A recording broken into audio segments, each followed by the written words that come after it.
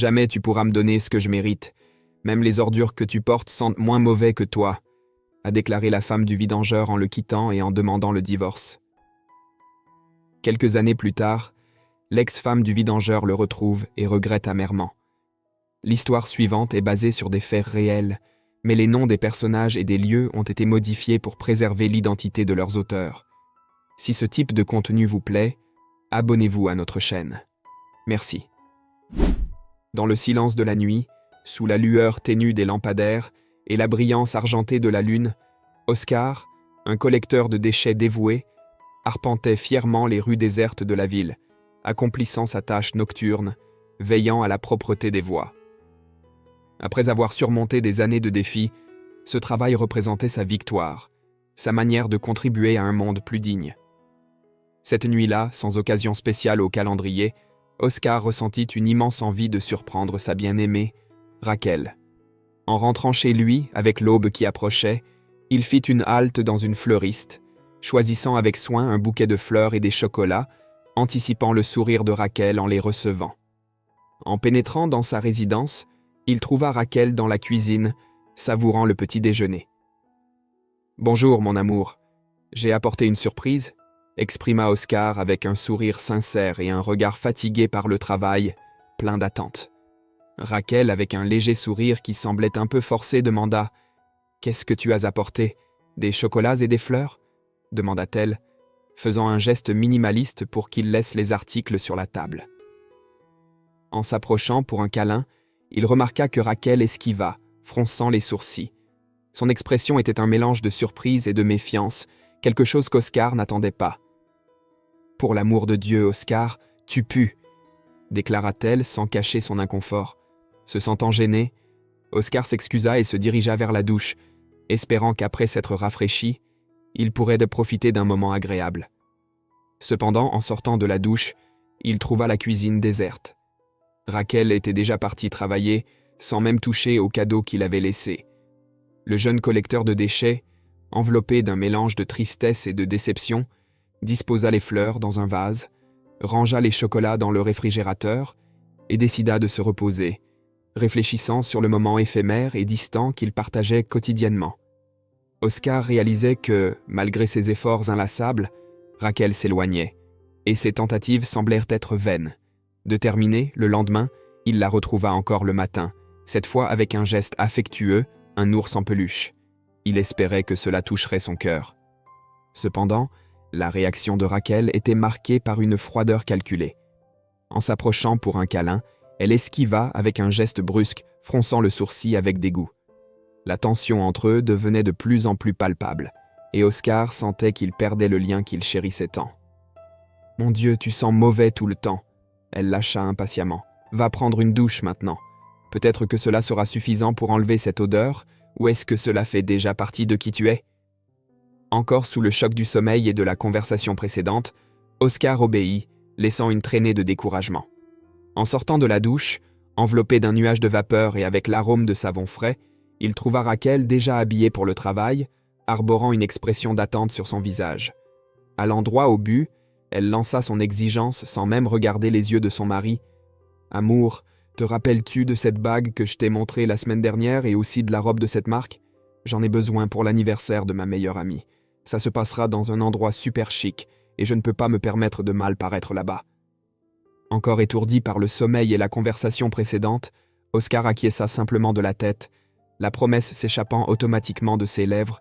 « Oui, mon amour, je vais jeter un coup d'œil lors de ma journée de congé. » Il s'effondra sur le lit, cherchant du réconfort parmi les couvertures, mais l'inquiétude le maintenait éveillé.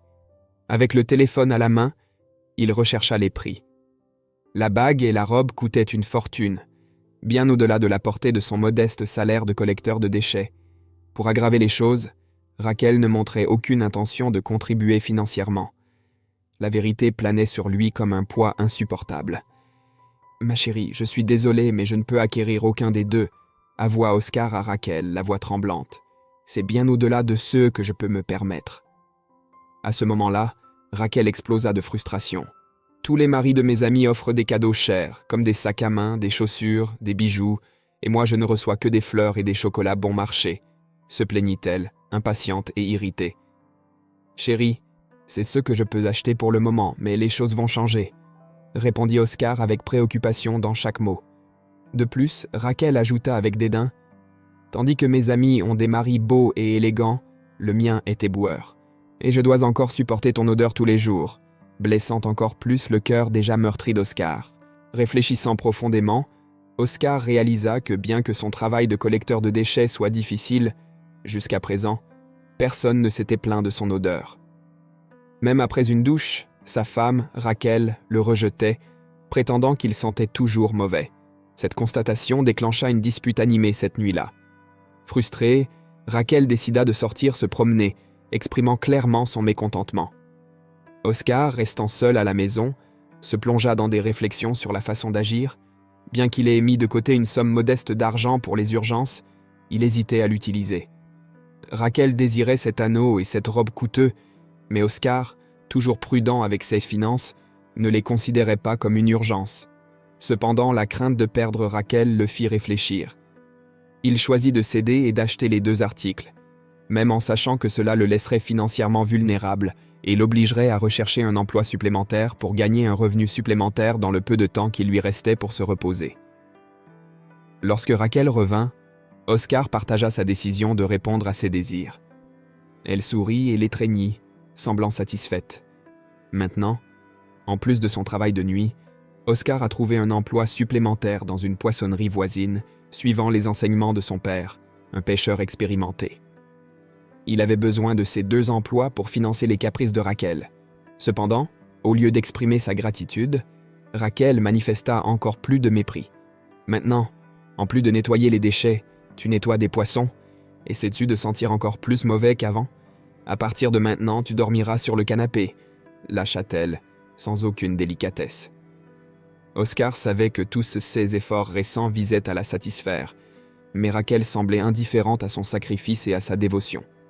S'efforçant de comprendre sa perspective, il accepta l'accord de dormir sur le canapé tout en travaillant à la poissonnerie, sans se plaindre. Le travail temporaire, qui ne durerait qu'1 mois, épuisait ses énergies. On aurait dit que le temps accélérait son vieillissement. Avec fatigue et faiblesse, les nuits de sommeil insuffisants et la surcharge de travail étaient en train de lui faire payer le prix. Oscar maigrissait visiblement et tombait malade fréquemment. Le poids de ses responsabilités laissait des marques visibles sur sa santé et son bien-être. Le jour de la célébration, Raquel rayonnait de bonheur, vêtue d'une tenue éblouissante, avec une bague étincelante ornant sa main. « Je m'en vais, mon chéri. Ne m'attends pas réveillé. Je ne sais pas à quelle heure je reviendrai, » déclara-t-elle, tandis qu'Oscar, résigné, lui fit ses adieux, se dirigeant vers une autre journée de travail. Alors qu'il parcourait les rues, Oscar pensa à quelque chose qui le laissa résigné. Il n'avait pas reçu d'invitation à la fête, même en tant que mari de Raquel. Il essaya d'ignorer cette constatation, se concentrant sur les tâches quotidiennes, mais l'épuisement accumulé du dernier mois commença à se manifester. Sans avertissement, son corps flancha. Oscar s'effondra sur le trottoir, inconscient. Esseuse collègues, rapides, appelèrent une ambulance qui le conduisit d'urgence à l'hôpital. En reprenant conscience, un médecin diagnostiqua une anémie sévère, indiquant la nécessité d'une hospitalisation. Allongé sur la civière de l'hôpital, avec une perfusion revitalisante nourrissant son corps affaibli, Oscar interrogea une infirmière pour savoir si quelqu'un avait contacté sa femme. L'infirmière hésita, jetant des regards autour d'elle avant de confirmer que oui. Raquel, sa personne à contacter en cas d'urgence, n'était pas venue à sa rescousse, restant immergée dans la festivité malgré l'incident. Avec le cœur lourd mais toujours plein d'espoir, Oscar se demandait si Raquel viendrait à l'hôpital au lieu de rester à la fête. Cependant, la nuit s'écoula sans sa présence. La fatigue accablait Oscar, tant physiquement qu'émotionnellement. Finalement, la nuit suivante, Raquel fit son entrée à l'hôpital. Avec une attitude décontractée, elle mentionna qu'Oscar semblait s'améliorer et justifia son absence la nuit précédente en raison de la fatigue post-fête. Pendant les 30 minutes passées à ses côtés, Raquel centra la conversation sur ses propres expériences et les divertissements qu'elle avait eus. Oscar, désillusionné, choisit d'éviter les confrontations. L'épuisement était écrasant. 4 jours plus tard, avec l'autorisation médicale, Oscar retourna chez lui. Curieusement, Raquel n'était pas là pour le recevoir. Il jeta un coup d'œil à l'horloge sur le mur, constatant qu'il était déjà passé l'heure habituelle de son retour du travail. Fatigué et légèrement confus, Oscar se traîna jusqu'à la chambre où il s'installa sur le lit. Son esprit agité résistait au sommeil. Il ne fallut pas longtemps avant que des bruits provenant du salon ne le réveillent. C'étaient des murmures, des voix en conversation étouffées. Intrigué et prudent, Oscar se leva et avec des pas hésitants se dirigea vers le bruit. À mesure qu'il s'approchait, les voix devenaient plus distinctes. Raquel n'était pas seule, et Oscar pouvait clairement le percevoir à travers la fissure de la porte entrebâillée. « Ne t'en fais pas, il est toujours à l'hôpital », murmurait-elle presque chuchotant. Avec du mépris dans sa voix, elle continuait. « Faisons comme si je n'étais pas mariée, c'est aussi simple que ça. » La réponse venait d'une voix masculine inconnue pour Oscar. « Si j'avais su, je t'aurais amené chez moi. C'est bien plus spacieux et confortable. Ton mari doit être un raté, » commentait l'homme, jetant un regard dédaigneux sur la situation. « Tu sais que je suis un homme bien meilleur que lui, » se vantait-il avec arrogance. Un frisson parcourut le corps d'Oscar. Les paroles le frappèrent comme une lame tranchante, révélant la dure réalité de la trahison et de la déception, presque insupportable. Puis le son de baiser frappa Oscar comme un coup final. Animé par la colère et la douleur, il émergea de l'obscurité et cria « Après tout ce que j'ai fait pour toi, Raquel ?» Raquel et l'homme furent surpris par l'interruption. L'homme, reprenant rapidement son calme, lança un regard méprisant à Oscar puis à Raquel. « Je vais à la voiture maintenant. Il est temps que tu prennes ta décision, » dit-il en s'éloignant, laissant un lourd silence dans l'air. Raquel, sans dire un mot, passa à côté d'Oscar sans même le regarder dans les yeux, suivant l'homme jusqu'à la voiture et partant avec lui. Oscar resta là, seul, se sentant affaibli et complètement détruit. Les dettes émotionnelles accumulées par Raquel pesèrent sur ses épaules, regrettant tous les efforts dédiés à quelqu'un qui, maintenant, l'abandonnait. Nos jours suivants, le vide et la mélancolie devinrent ses seuls confidents, aggravés par les images sur les réseaux sociaux de Raquel profitant de moments détendus sur un bateau, aux côtés du même homme. Oscar versa des larmes, éprouvant un sentiment de dédain et d'insignifiance. En retournant au travail, ses collègues remarquèrent la transformation. L'Oscar qui était autrefois animé et extraverti fit place à quelqu'un de plus réservé et silencieux. Même absente, Raquel persistait comme une ombre dans son existence, mettant en évidence la somme d'argent qu'il avait investie en elle. Enfoncé dans un océan de dettes, Oscar se retrouva sans perspective d'évasion. À la recherche d'une issue, il décida de se lancer dans la recherche d'un emploi à temps partiel. De plus, il nourrissait l'espoir qu'en restant occupé, il parviendrait à chasser les pensées concernant son ex-femme.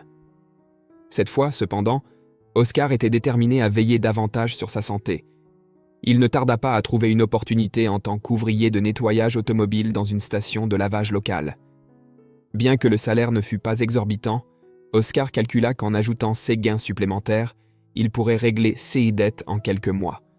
Le dur labeur au lavage auto se transforma en un refuge, lui offrant une échappatoire aux souvenirs de sa vie passée. Le va-et-vient des éponges et l'arôme citronné des produits de nettoyage devinrent des alliés dans son parcours de rédemption. À la fin de chaque journée au lavage auto, Oscar avait l'habitude de fréquenter un petit restaurant familial situé de l'autre côté de la rue. C'était un endroit chaleureux, géré exclusivement par une dame âgée et sa petite fille, responsable de la préparation et du service des repas. Malgré la fatigue, Oscar se sentait toujours réconforté là-bas.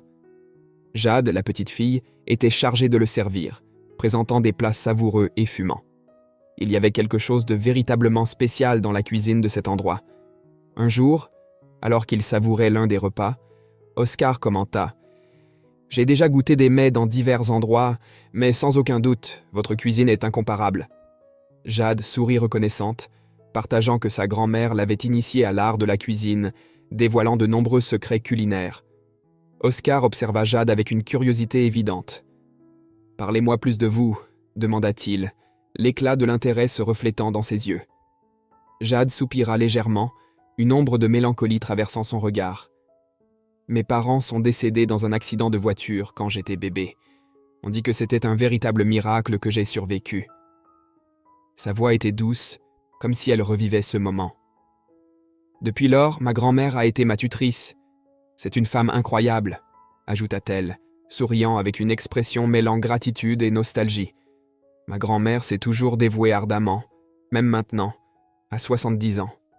J'essaie de faire de mon mieux pour l'aider, allégeant un peu le poids de ses responsabilités. En écoutant le récit de Jade, Oscar ne put contenir un sourire, impressionné par sa force et sa résilience. Cependant, soudainement, une ombre envahit son esprit, ramenant des souvenirs de Raquel, la femme qu'il avait autrefois aimée et qu'il avait trahie.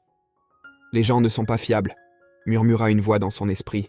« Ils peuvent te blesser, tout comme Raquel l'a fait. » Avec un soupir, Oscar ferma son expression, mettant brusquement fin à la conversation. « Je dois y aller », annonça-t-il rapidement, évitant le regard de Jade. « Bien sûr, à bientôt », répondit Jade, visiblement confuse par le changement soudain de comportement d'Oscar. Dans les mois qui ont suivi, Oscar a essayé d'oublier sa conversation avec Jade en concentrant ses pensées sur ses objectifs. Finalement, il a réussi à se libérer de ses dettes et à atteindre une stabilité financière.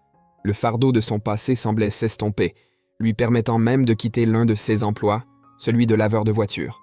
Le dernier jour au lavage auto, Oscar a décidé de faire un tour dans le petit restaurant de Jade. Sachant que ce serait sa dernière visite dans la région, il voulait savourer une fois de plus la délicieuse cuisine. Cependant, à sa surprise, l'établissement était fermé. Il jeta un coup d'œil à travers les fenêtres, et bientôt, Jade apparut, avec un sourire mélancolique, expliquant qu'il mettait fin aux activités du restaurant pour toujours. « Nous ne pouvons plus assumer le loyer de cette grande maison », se lamenta-t-elle. « Nous déménageons dans un endroit plus petit, mais là-bas, nous n'aurons pas d'espace pour maintenir le restaurant. Si vous avez des informations sur un travail, je suis intéressé. » Oscar perçut la tristesse dans la voix de Jade, clairement affecté par le fait de devoir abandonner cet endroit. Ses yeux parcoururent la structure de la maison et il pressentit qu'elle pourrait être divisée pour accueillir 2 familles sans interférer l'une avec l'autre. Oscar, avec un visage sérieux, présenta une suggestion. « J'ai une proposition intéressante pour vous. » La grand-mère de Jade, qui était restée silencieuse jusqu'à présent, se leva de sa chaise, montrant qu'elle prêtait attention aux paroles d'Oscar. Des mois plus tard, Oscar, Jade et sa grand-mère partageaient le même toit. Oscar offrit de financer la moitié du loyer, occupant la partie plus petite de la maison et prenant en charge les frais d'eau et d'électricité. En contrepartie, il profiterait de repas gratuits au restaurant de Jade. Jade et sa grand-mère acceptèrent la proposition, et le partenariat se révéla bénéfique pour tous. Oscar non seulement honora l'accord, mais contribua également activement au restaurant, lavant la vaisselle, balayant le sol et servant les clients. Avec le temps, l'invitation à devenir associé arriva, transformant le restaurant en une entreprise prospère. 5 ans après la séparation de Raquel et Oscar, l'ex-épouse trahie parcourait les rues avec le cœur lourd, son visage marqué par une profonde détresse. Désespérée de trouver un emploi, Raquel faisait face à la réalité cruelle.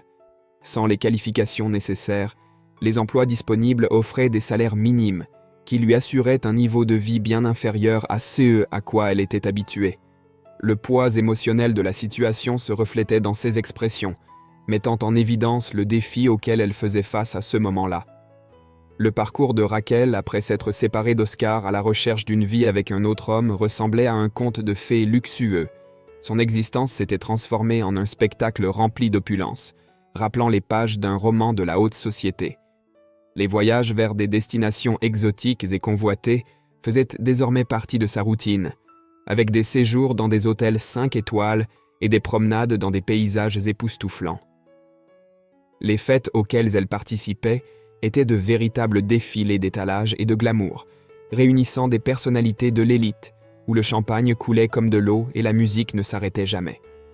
Toutefois, ce conte de fées a connu une fin abrupte. Après 2 ans plongés dans ce tourbillon de luxe et de plaisirs superficiels, la réalité a frappé Raquel avec la force d'une tempête. Son petit ami, qui ne l'accompagnait que pour sa beauté extérieure, l'a échangé contre une autre femme encore plus jeune et belle, à ses yeux, plus éblouissante. Depuis lors, la vie de Raquel est devenue difficile. La situation est devenue désespérée, avec le loyer impayé et l'imminence de l'expulsion. Avec peu de ressources pour se nourrir, elle s'est mise à la recherche d'un emploi, mais n'a trouvé que des portes closes. Un jour, une enseigne annonçant des offres d'emploi a attiré l'attention de Raquel. Nous recrutons pour des services de nettoyage. Pleine d'espoir, elle est entrée dans le lieu, qui s'est révélé être un grand restaurant animé. Alors qu'elle cherchait quelqu'un pour discuter de l'emploi, son attention a été attirée par une figure familière parmi les employés. Oscar, portant habilement un plateau de commande pour les clients. La rencontre de leurs regards a été surprenante pour tous les deux. Après avoir servi le plat du jour à quelques clients, Oscar a invité Raquel à un coin plus discret de l'établissement. Un silence tendu s'est installé entre eux pendant un moment, jusqu'à ce que Raquel décide de le rompre. « Cela fait longtemps que nous ne nous sommes pas croisés », commença-t-elle, détournant le regard d'Oscar. « Je suis à la recherche d'un emploi et j'ai remarqué qu'ils embauchent ici. Pourrais-tu m'aider, peut-être en me recommandant ?» Malgré le terrible passé, Oscar était resté calme. « Je vais voir ce que je peux faire, » répondit-il. « Mais il se peut que ce soit trop tard. Nous avons embauché quelqu'un ce matin, et l'enseigne aurait déjà dû être retirée. » Raquel soupira profondément. « Il semble que ni l'un ni l'autre n'ayons beaucoup progressé dans la vie. Toi, comme toujours, tu es un simple employé, et moi, sans emploi. » L'expression de résignation de Raquel était visible, témoignant de sa frustration face à la situation. Oscar regarda Raquel attentivement, percevant une pointe de moquerie dans ses paroles. « Regarde, Raquel, je ne suis pas simplement un employé ici. Je donne un coup de main aujourd'hui parce qu'un de nos collaborateurs a dû partir en urgence. Sa femme est en train d'accoucher. En réalité, je suis le propriétaire de ce restaurant. » Raquel éclate d'un rire incrédule, mais Oscar ne se laisse pas démonter, se retirant en lui souhaitant bonne chance dans sa recherche d'emploi. Avant qu'elle ne puisse s'éloigner, un employé s'approche, l'appelant « Patron Oscar, les fournitures de la semaine viennent d'arriver. » Curieuse, Raquel interroge l'employé qui confirme qu'Oscar est effectivement le propriétaire du restaurant. Et non seulement de celui-ci, mais lui et sa femme sont propriétaires d'une chaîne de 5 restaurants avec des projets d'expansion. En entendant cela, Raquel sort précipitamment où Oscar supervise la livraison d'un camion de provisions. Les larmes inondent ses yeux en comprenant la véritable situation d'Oscar. Consumée par le remords, Raquel s'agenouille devant lui, implorant une seconde chance, jurant qu'elle a changé. Oscar la relève brusquement, sa voix ferme et décidée. « Je ne quitterai jamais ma femme et mes enfants, surtout pas pour rester avec toi, » dit-il, fixant son ex-compagne. « Tu as toujours voulu mon argent, pas moi. Tu devrais avoir honte de ça, non ?